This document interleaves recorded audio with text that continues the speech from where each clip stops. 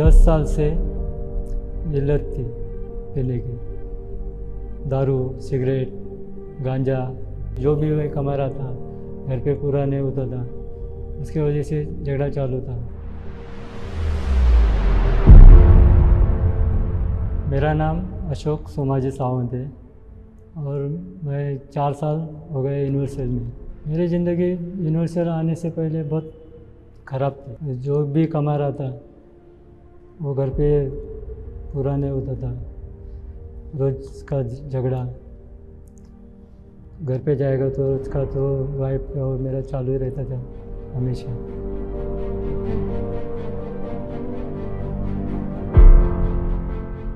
और मैं कभी ड्रिंक भी लेता था और दोस्तों के साथ टाइम हो जाता था, इधर घर पे जाता था चालू था। 10 साल से ये लत थी पीने की। दारू, सिगरेट, गांजा, जो भी वही कमा रहा था, घर पे पूरा नहीं होता था, उसकी वजह से झगड़ा चालू था। जो भी आता था आधा घर पे देता, आधा बाहर दोस्तों के साथ मज़ा करता था। यूनिवर्सल आने से पहले बाद मेरे को पहले वाइफ आती थी। वाइफ मुझे वो बोली थी कि आप भी आ जाओ, लेकिन मैं उसको बोला था मैं ना आऊँगा। दोबारा मुझे बोली कि खाली एक दिन आके जाओ, खाली देखो आके क्या हो रहा है, फिर आपके समझ में आएगा। मैं उधर ही काम पे था, तो बोला ठीक है, जल्दी छूट गया। 6 बजे छूटा था। उधर गया, यूनिवर्सिटी में बैठा, जो पास्टर बता रहे थे सुना, जाके ड्रिंक पीने लगा। ऐसा कम से कम 1 महीना तो ऐसे ही गया। मैं चर्च में जाता था, जाके ड्रिंक करता था। और कुछ इसका होली का त्यौहार रहता है वो था, और दूसरों के साथ मैं गया था। इधर से प्रार्थना करके मैं घर पे गया और दूसरों को निकले जाने, फिर बाहर जाके बाहर में बैठे थे, सबने ड्रिंक मांगे। मुझे बोलते ड्रिंक ले लो। बोला मुझे पीने की इच्छा नहीं, मैं थम्स अप मांगता हूँ। तो मैं थम्स अप पीने लगा। तो दूसरा बोलते अरे क्या है, अचानक बोलते ऐसा दारू छोड़ दिया। बोला पता नहीं, मुझे पता नहीं। बोला दारू पीने की इच्छा नहीं हो रही तो नहीं पीने की। तब से मेरी दारू छूटी तो आज तक पूरी तरह से बंद। मैं चर्च में जब भी पास्टर सिखा रहे थे कि ऐसा करेगा, जैसा सिखा रहे थे उसका आज्ञा का पालन करते गए। फिर इजराइल का अभियान है, जो मेरा पेमेंट आया था, मैं कुछ सोचा नहीं था कि मैं वेदी पर डालूँ, कुछ नहीं। मेरा घर कैसा चलेगा इसके बारे में मैं कुछ सोचा नहीं। मैं खाली उसको बोला जो मेरा पेमेंट है, मेरी इच्छा हो रही है कि जाके वेदी पर डाल दूँ। तो मैंने पूरा पेमेंट निकाला, जाके वेदी पे छोड़ दिया। मुझे ऐसा नहीं लगा कि मैंने मेरा पेमेंट पूरा वेदी पर दी है और मेरे घर पे कुछ खाने के लिए, ऐसा कुछ मुझे महसूस भी नहीं हुआ। और मुझे कुछ कौन सी चीज़ कम नहीं गिरी। तभी मेरा ज़्यादा विश्वास बढ़ गया। दानियल का उपवास चालू था और दानियल का उपवास मैंने पकड़ा था। लॉकडाउन के दौरान दानियल का उपवास चालू था। फिर मैं प्रार्थना करता था कि परमेश्वर मुझे पवित्र आत्मा चाहिए। और ऐसा ही प्रार्थना करते करते मेरे अंदर पूरी सुनिश्चितता हो गई कि मेरे अंदर पवित्र आत्मा है। मैंने परमेश्वर से ये वादा किया था कि मैं अपनी ज़िंदगी आपके हाथों में समर्पण करूँगा और मैं कभी भी कुछ भी हो जाए पीछे नहीं हटूँगा। ये वादा किया था परमेश्वर से। जब भी मुझे पवित्र आत्मा प्राप्त हुई ना, मैं बहुत मेरे अंदर खुशी हुई थी, मैं बयान नहीं कर सकता था, इतनी खुशी हुई। मैं यूनिवर्सिटी में आके अपना खजान परमेश्वर की पवित्र आत्मा प्राप्त की, ये सबसे बड़ा मेरा खजाना है। अभी मेरे परिवार से संबंध बहुत अच्छी तरह है, मतलब पहले जैसा कुछ भी नहीं, झगड़ा नहीं, कुछ नहीं, अभी प्रेम से रहते हैं। पहले वाला अशोक तो बहुत मतलब ये था कोई मेरा नाम सुनते ही भाग जाता था। अभी जब से मैंने पूरा यूनिवर्सल में आया तब से मेरे अंदर जो परिवर्तन हुआ, अभी कोई मुझसे कुछ आके बोलेगा ना, फिर भी मेरी इच्छा नहीं हो रही कि उधर जाके कुछ बोलो। नहीं, यूनिवर्सल मेरे लिए बहुत सबसे बड़े ये कि गजन अपना पिता समान, ये जैसे पिता अपने को जो आज्ञा देते हैं वैसा यूनिवर्सल है।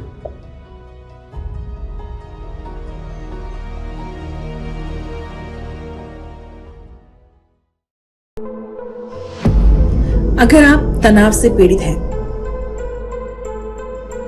आपके परिवार में हमेशा लड़ाई झगड़े होते हैं, आप रात को सो नहीं पाते हैं इतनी सारी समस्याओं की वजह से, और आप अपने आप को डुबा रहे हो इस लत में, आपकी आर्थिक जिंदगी में समस्याएं हैं,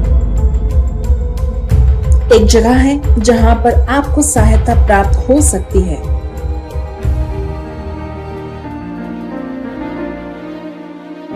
हमसे जुड़े wing A 207 Kailash industrial complex, Vikhroli west, Mumbai, Maharashtra.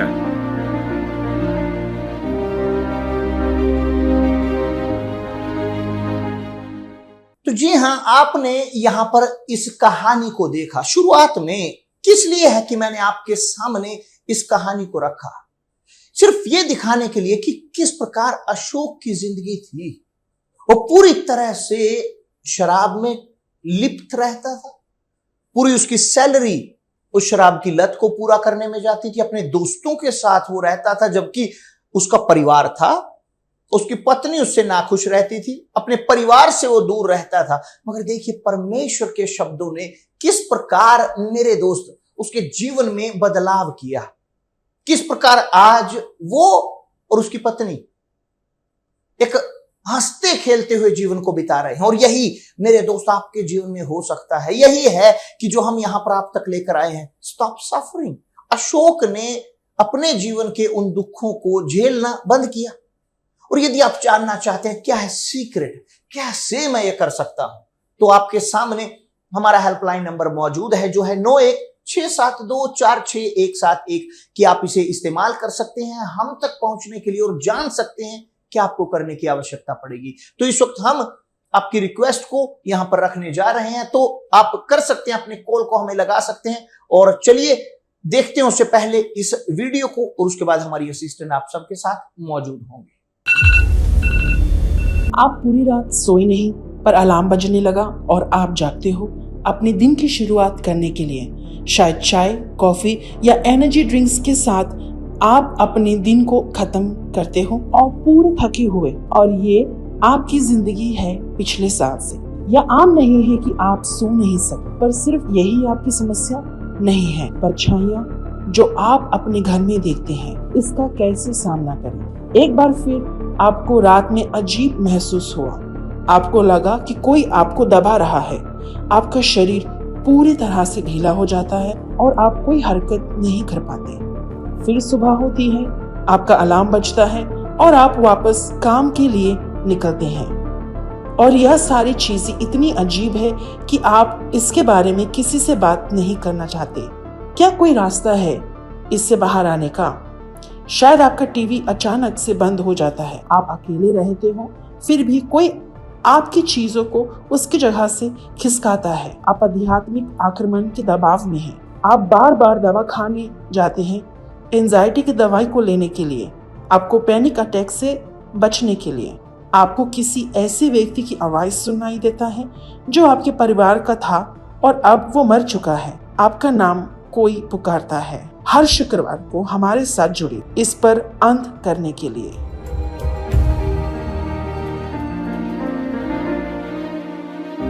हमसे जुड़े wing A 207 Kailash industrial complex, Vikhroli west, Mumbai, Maharashtra.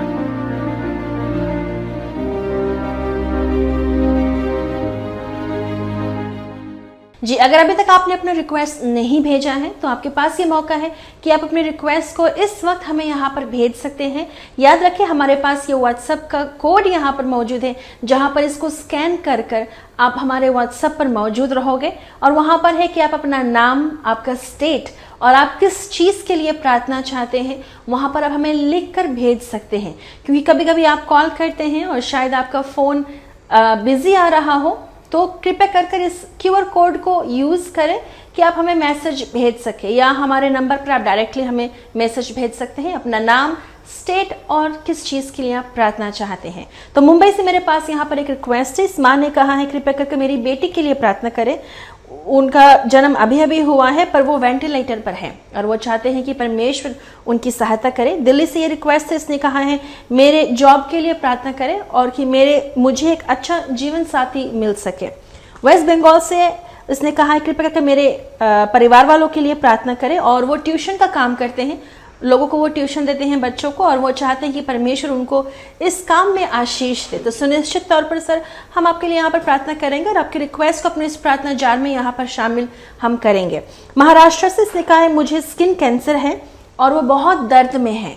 अगर आपको भी इस प्रकार की बीमारी है और आप चाहते हो प्रार्थना, तो इस वक्त आपके पास मौका है कि आप हमें भेज सकते हैं। और याद रखिए, अगर आप बीमार हो, इस प्रोग्राम के अंत में हम यहाँ पर प्रार्थना करने जा रहे हैं, तो आप अपने साथ में एक गिलास पानी को तैयार कर सकते हैं कि आप हमारे साथ में जुड़ सके। अगर आपके पास में आपके परिवार वाले हैं, उनको भी आप बोल सकते हो कि आपके साथ में इकट्ठा रहे, कि आप उस पानी को आशीष कर आप अपने परिवार में उसको बांट सके। तो बहुत ही जल्द मैं यहाँ पर प्रोग्राम के दूसरे हिस्से में मौजूद रहूंगी और भी रिक्वेस्ट यहाँ पर लेने के लिए। अगर मैं यहाँ पर हर एक की रिक्वेस्ट को नहीं पढ़ रही हूँ, सुनिश्चित तौर पर आप सबके रिक्वेस्ट को इस जार में मैं यहाँ पर शामिल करने जा रही हूँ, तो अभी भी आपके पास मौका है, अपना रिक्वेस्ट आप हमें भेज सकते हो।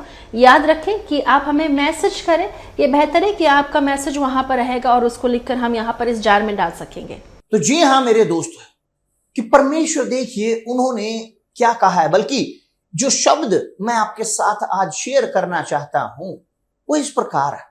और ये शब्द प्रभु यीशु के मुंह से निकले हैं। ये शब्द किसी नबी के नहीं है, किसी व्यक्ति के नहीं है, मगर खुद प्रभु यीशु ने कहा है उन सब के लिए कि जो इस वक्त बोझ में है, जो समस्याओं में है। देखिए उन्होंने किसे कहा है। यदि आपके पास आपकी बाइबल है, खोलें मत्ती की पुस्तक अध्याय 11 वचन 28। हे सब, उन्होंने सबको कहा है, सब जो सुन रहे हैं, आप सुन रहे हो तो ये प्रभु यीशु आपको बोल रहे हैं। उन्होंने कहा है हे सब परिश्रम करने वालों और बोझ से दबे हुए लोगों, मेरे पास आओ, मैं तुम्हें विश्राम दूंगा। उन्होंने जब ये कहा है कि मेरे पास आओ, केवल सिंपल साधारण आमंत्रण वो नहीं दे रहे, मगर एक चुनौती कि आइए और देखिए आप जो समस्याओं में हैं, आप जो मुश्किलों में हैं, आपको है जो बुला रहे हैं, मगर आपको है जो उन तक आने की आवश्यकता पड़ेगी। ये नहीं है कि पहले मैं देखना चाहता हूं, आमतौर पर जो लोग करते हैं, मैं देखना पहले चाहता हूं। नहीं, उन्होंने कहा कि मुझ तक आइए। और यही है कि इस रविवार को हम अपनी विशेष सभा उन सब के लिए कर रहे हैं कि जैसा आप यहां पर इस तस्वीर को देख रहे हैं कि एक बढ़ा हुआ हाथ जो आप तक बढ़ रहा है आपके लिए, कि मेरे दोस्त जो चाहते हैं इस बोझ से मुक्त होना, जो चाहते हैं अपनी समस्याओं से मुक्त होना, समस्या आपके परिवार की, समस्या आपके कर्जे की, समस्याएं आपकी तनाव, आपकी चिंताएं आपके बच्चों को लेकर, समस्या आपके भविष्य की कि मेरा करियर किस ओर जा रहा है, मैं नहीं जानता मेरे जिंदगी का क्या बनेगा। आप अपने अंदर इस बोझ को भरे हुए हो कि जिसके कारण आप अपनी यहां तक की जिंदगी समाप्त कर देना चाहते हो। मेरे दोस्त, आपके लिए प्रभु यीशु ने कहा है मुझ तक आइए। यह केवल एक साधारण निमंत्रण नहीं है, मगर एक चुनौती कि जो आपको यदि स्वीकार है वो आपकी जिंदगी को बदलने के लिए तैयार है। और इसी के लिए हम इस रविवार को, आने वाला रविवार जो बेहद ही महत्वपूर्ण होगा उन सब लोगों के लिए जो बोझ से दबे हुए हैं, प्रभु यीशु हैं जो मेरे दोस्त इस प्रोग्राम के माध्यम से आपको आमंत्रित कर रहे हैं। जी हां, वो बोल रहे हैं मेरे पास आओ, उन तक आने का रविवार, कि जो आपके जीवन में एक अंतर पैदा करेगा कि जिस प्रकार अशोक की जिंदगी में आपने देखा कि उस दिन से उनके जीवन में अंतर आना शुरू हुआ। उन्होंने खुद कहा है, अगर आपने गवाही पर ध्यान दिया हो उनके शब्दों पर, मैं नहीं जानता क्या हुआ, मगर उस दिन सभा से जाने के बाद जब मैं अपने दोस्तों के साथ बैठा था, मेरी इच्छा नहीं हुई शराब पीने की। मैं नहीं जानता क्या हुआ, मगर मैंने शराब नहीं पी। और यही है कि मेरे दोस्त, जिस प्रकार परमेश्वर कार्य करते हैं, जब आप उन तक जाते हो, उन्होंने सभा में परमेश्वर के वचनों को सुना, ग्रहण किया, और यही है कि जो आपके साथ भी होगा। इस वक्त एक और कहानी जीवन के बदलाव की मैं यहां पर रखने जा रहा हूं, और उसके पश्चात हम अपनी प्रार्थना करेंगे। तो अपने पानी के गिलास को तैयार रखें, क्योंकि अब थोड़ी देर में हम प्रार्थना करेंगे। और चलिए देखते हैं इस कहानी को, और आपके लिए हमारा हेल्पलाइन नंबर उपलब्ध रहेगा, तो कर सकते हैं, कृपया करके रख सकते हैं, ताकि सब लोग देख सकें इस कहानी। मेरा नाम रेखा भदौरिया है और मैं यूनिवर्सल चर्च में आने से पहले बहुत परेशान थी, बहुत तकलीफ में थी। यूनिवर्सल चर्च में मेरे बच्चे आते थे, मेरे हस्बैंड नहीं मानते थे, पर मैं कहीं ना कहीं मानती थी। जब मेरे हस्बैंड बीमार हुए तो वो मानते नहीं थे, फिर भी मैं उनकी ही वजह से यूनिवर्सल चर्च में आई एक्चुअली में। तो मैंने प्रार्थना वगैरह करवाई और मेरे हस्बैंड भी चर्च में आने लगे। फिर अचानक से वो 5 मिनट पहले मुझे बोलने लगे, अगर मुझे कुछ हो जाए तो मेरे बच्चों को लेके तो चर्च में चली जाना। और वैसे ही 5 मिनट के बाद में मेरे हस्बैंड ऑफ हो गए।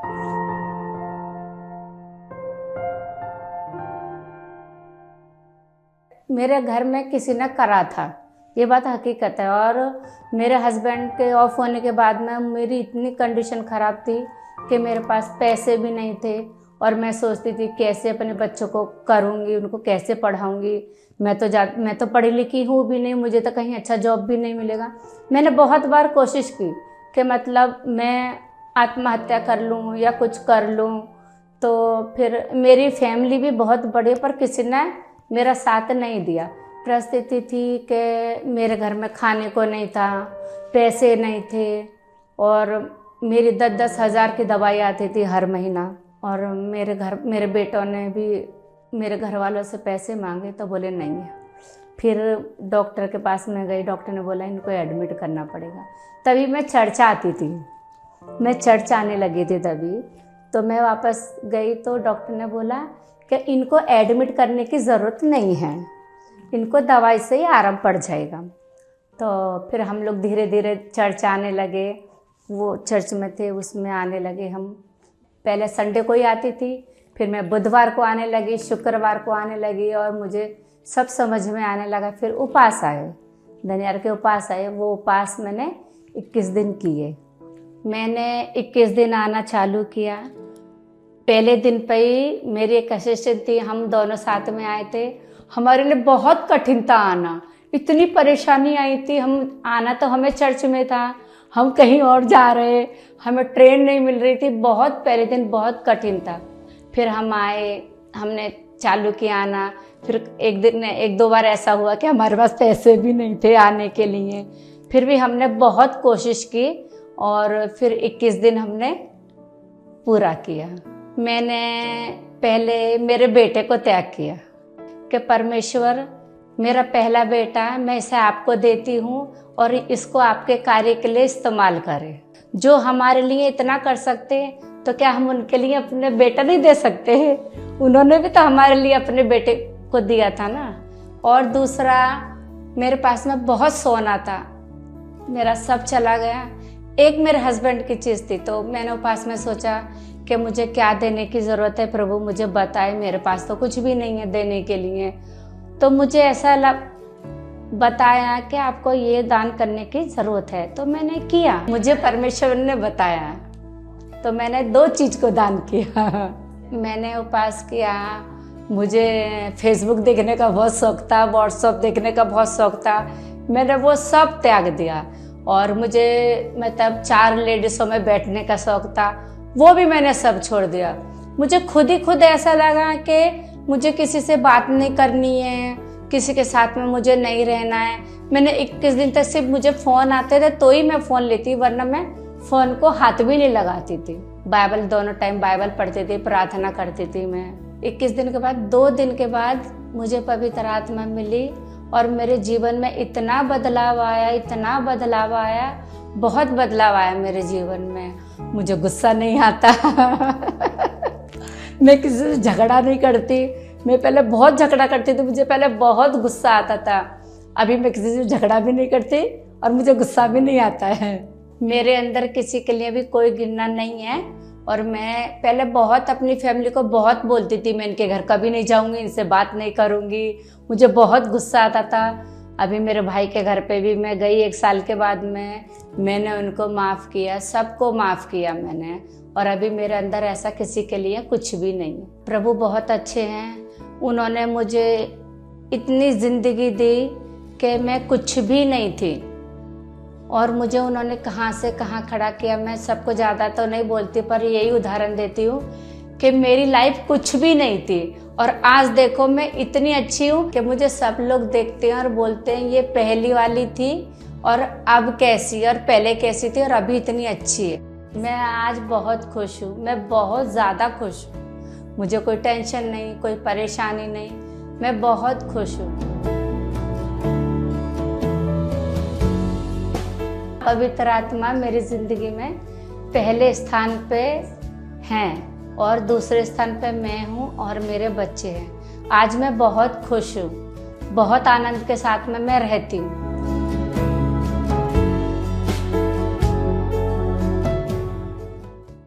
निराशा एक ऐसा समय था जब आपको लगता था कि आपका फ्यूचर अच्छा होगा, कि कुछ भी आपको रोक नहीं पाएगा कि आप अपने गोल को हासिल कर सके।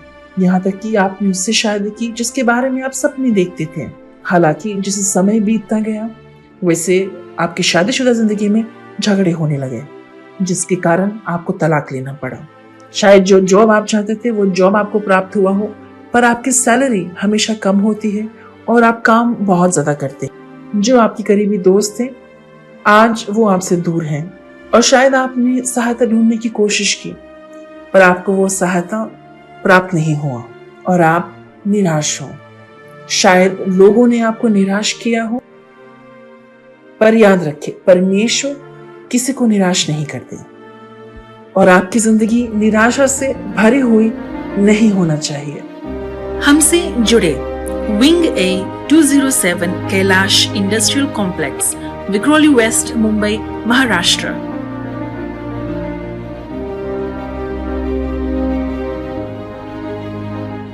जी, यहाँ पर गुजरात से मेरे पास से रिक्वेस्ट है। इसने कहा है कि मेरे परिवार वालों के लिए यहाँ पर प्रार्थना करें।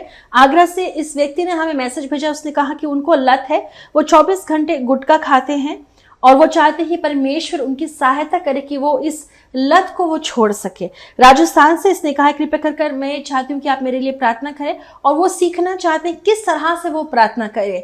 उनको नहीं पता किस तरह से वो परमेश्वर से बात करें। तो अगर आप चाहते हो काउंसलिंग, अगर आप और ज़्यादा सीखना चाहते हो तो जुड़े रहे हमारे साथ में। और हमारा एक ऑनलाइन मीटिंग होता है जहां पर आप जुड़कर आप सीख सकते हो। और अगर आप ये चाहते हैं तो आप इस टेलीग्राम चैनल का कोड यहाँ पर स्कैन कर सकते हैं, जहाँ पर आप जुड़कर हम आपको बताएंगे वहाँ पर सभा में कि आप क्या कर सकते हैं। अगर आप इंटरेस्टेड हो हमारे साथ में सीखने के लिए, अगर आप सभाओं में जुड़ना चाहते हैं, परमेश्वर के वचन को सुनना चाहते हैं, तो ये टेलीग्राम का जो बारकोड है इसको आप स्कैन कर सकते हो। यहाँ पर एक जूम का लिंक आता है जहाँ पर हमारी प्रेयर होती है हर दिन शाम को 7 बजे। तो अगर आप इंटरेस्टेड हो आप मुझे मैसेज कर सकते हो या सिर्फ इस कोड को स्कैन कर सकते हैं। एक और रिक्वेस्ट यहाँ पर है फरीदाबाद दिल्ली से। इसने कहा मेरे जॉब के लिए प्रार्थना करें। सिलीगुड़ी वेस्ट बंगाल, इसने कहा है कृपया करके मेरे लिए प्रार्थना करें। उनको समस्याएं हैं, उनकी मानसिक समस्याएं और यहाँ तक कि आर्थिक समस्याएं भी उनके पास है और वो चाहते हैं परमेश्वर उनको छुटकारा दे।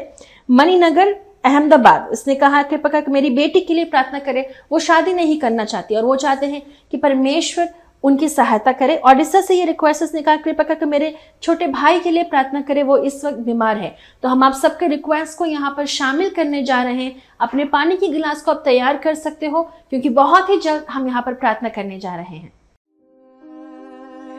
तैयार कर ली अपनी पानी के गिलास को, क्योंकि अब है समय प्रार्थना का। मैं जो पापों में डूबा हुआ था और जो तुझसे दूर हुआ था,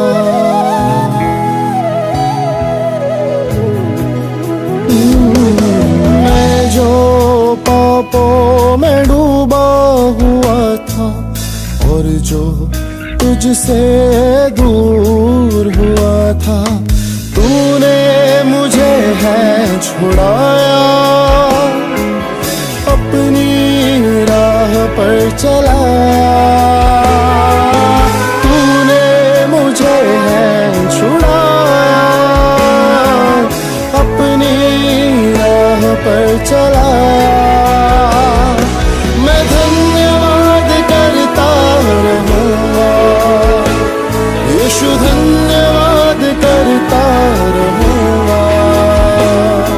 मैं धन्यवाद करता रहूँगा यीशु, धन्यवाद करता रहूँगा। धन्यवाद धन्यवाद धन्यवाद धन्यवाद धन्यवाद धन्यवाद।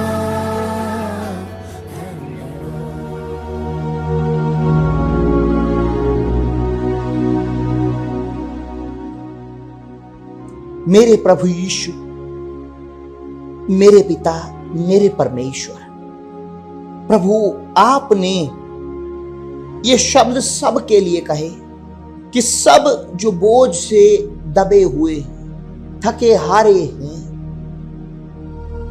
मुझ तक आओ। इन क्षणों में मेरे परमेश्वर कितने सारे लोग बेचैनी से दबे हुए, तनाव से, चिंताओं से, कर्जे से दबे हुए लोग, दूसरों के ताने सहते हुए वो तंग आ चुके हैं। उनकी जिंदगी पूरी तरह से निराश हो चुकी है। उनका जीवन इस प्रकार है कि कोई उनके लिए रास्ता नहीं। मगर मेरे परमेश्वर आप आए, आपने अपने आप को त्यागा सबके लिए, हर एक के लिए कि जिन्होंने आपके शब्दों पर विश्वास किया। तो मेरे प्रभु, मेरे परमेश्वर, मैं आपसे विनती करता हूं, इन क्षणों में अपना कार्य यहां पर करें। हर एक उसके जीवन में जो इन आंसुओं के तले दबा हुआ है, ये यहां तक कि इस वक्त मौजूद हैं और चेहरे पर उनकी मुस्कान हो, मगर इस मुस्कान के पीछे मेरे परमेश्वर उनके अंदर मेरे प्रभु एक पीड़ा भरी हुई हो, तो आए इन क्षणों में मेरे प्रभु प्रवेश करें, इस पानी को आशीष दें, कि इस पानी के माध्यम से इनके जीवन में बदलाव हो, हर प्रकार का अंधकार, हर प्रकार की पीड़ा दूर हो, और प्रभु आज से इनके जीवन की एक नई शुरुआत हो। प्रभु यीशु मसीह के नाम से मैं निश्चय करता हूं, और जो विश्वास करते हैं पिए इस पानी को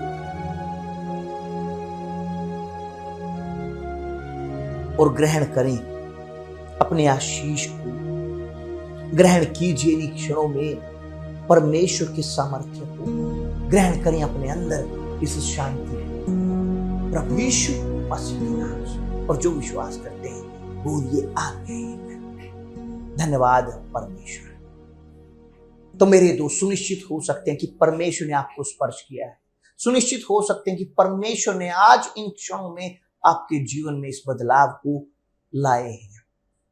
तो आज से आपके जीवन में ये बदलाव, इस तारीख को याद रखिए, इस प्रोग्राम को याद रखिए। और यदि आप चाहते हैं और अधिक, तो इस रविवार हम आपके लिए मौजूद होंगे, बल्कि आपका इंतजार करते हुए आप हमारे विशेष अतिथि होंगे। हम यहाँ मुंबई में विक्रोली में मौजूद हैं। और अधिक जानकारी के लिए हमारा हेल्पलाइन नंबर यहाँ पर मौजूद है। यदि आप एड्रेस एग्जैक्ट जानना चाहते हैं तो हमारा हेल्पलाइन नंबर आपकी सेवा में उपलब्ध रहेगा। तब तक के लिए परमेश्वर आप सबका भला करे, परमेश्वर आप सबके साथ रहें। मिलते हैं कल अपने इसी प्रोग्राम में। May God bless you.